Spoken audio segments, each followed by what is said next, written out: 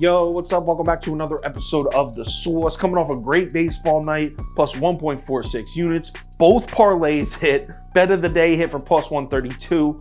Awesome day. But we're moving on to the NBA play-in tournament. Western Conference, T-Wolves, Lakers. Let's go. Welcome to The Source. The Source.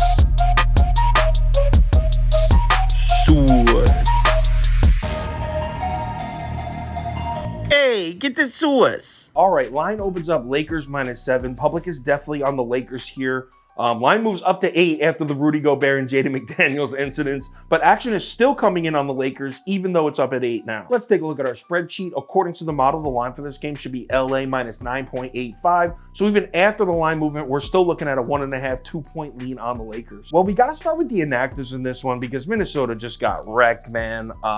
Naz Reid just got hurt a couple weeks back. Huge loss.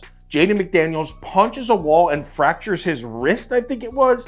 He is out. Rudy Gobert, I'm sure you saw on social media, punches Kyle Anderson, gets himself suspended, so he's out. Oh yeah, and Karl Anthony Towns is listed as questionable, so it's not even confirmed that he's gonna play, although I would be very, very surprised if he sits. Meanwhile, LA's rolling into this game basically at full strength, so a huge advantage to the Lakers just from the active roster. Now, the good news for the T-Wolves is they're still gonna have Kyle Anderson and Karl Anthony Towns starting at 4 and 5. So despite losing an elite defensive center and an elite defensive forward, they're still going to have a great defensive front court. And that's huge for this matchup against the Lakers because, yeah, we know the Lakers have gotten better shooting the outside shot, but this is still an offense that wants to take it inside. I personally like this matchup for the Minnesota defense, and it's not because I think Gobert's overrated. I actually like Gobert. I still think he's a top 5, top 6 center. It's just that this team has the pieces to play on without him. What worries me about Minnesota is the other side of the ball, because this Lakers defense has been playing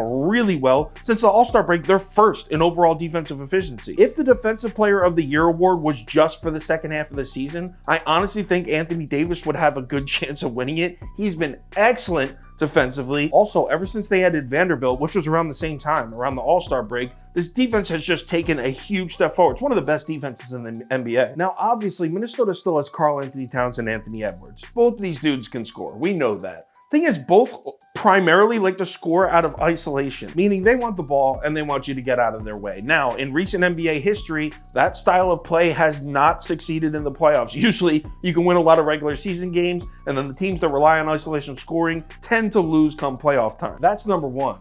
Number two, Mike Conley's the one that needs to keep the ball moving in this offense. And you want to know how Mike Conley likes to start most of his offensive sets? With a high screen from Rudy Gobert. They've been doing it since the Utah Jazz days. I think Rudy Gobert's a bigger part of that Minnesota offense than his numbers indicate. Keep in mind, this is a team that struggled with turnovers all year. Minnesota 26th in turnover rate on the season. Now, to their credit, the T-Wolves have improved a little bit in the turnover category, but the thing is, missing key pieces, having rotations on the floor that have not played many minutes together this season. Some of those rotations probably haven't played any minutes together on the season.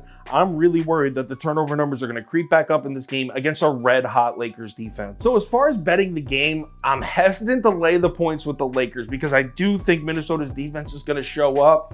But I love the Lakers matchup. So I'm going to bet the Minnesota team total under pretty heavy in this one. I'm also going to bet the full game under. Gun to my head, if I had to pick a side, I would take the points with Minnesota because I just think it's too big of a number for a play-in game or basically it's not a one-and-done game, but you understand, basically a must-win game. There's just too many points, but I feel more comfortable in the Minnesota team total under and full game under. So let's head over to OddsJam, see if we can snag some value here. If you're betting Minnesota plus the points, our best bet's going to be plus 8.5, minus 115 on BetMGM. But let's scroll down to the under. It looks like we can get it at 232. Just wanted to throw a quick update in here. So right after I was done recording, the total moved. You can get it at 233 now, so not in our favor if you're telling me on the under, but I'll take the extra point.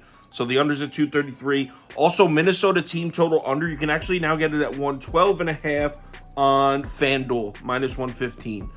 So we get an extra point in both places. Definitely not what you love to see, the line moving the other way, but I'll take it. And Mike Conley assists. Let's check that one out. So go to player assists. Looks like we can get Conley under 5.5 assists, minus 134. Don't love those odds. That's on Barstool. Forgot to include the same game parlay. It's the playoffs, so let's play some SGPs. In this one, it's a 3-pick. I got under 225.5, so that's a teased total, teased way down. Mike Conley under 5.5 assists. I also added Rui Hachimura 1+ 3-pointers made. I like the matchup between the Lakers' second unit and the obviously thin T-Wolves second unit. So that comes out to pay plus 750 on DraftKings. Let's gamble. If anything changes with any of these bets, I will let you know on Twitter, so feel free to give me a follow there if you're interested. Also, if you want the final ticket that I put out, which has every single bet I'm making for the night in every sport, parlays of the day, that kind of stuff, head over to KyleKirms.com. All right, NBA play-in tournament is here. Remember to bet responsibly. It's always easy to get carried away and overexert yourself in playoff time. Try not to. I will talk to you on Twitter.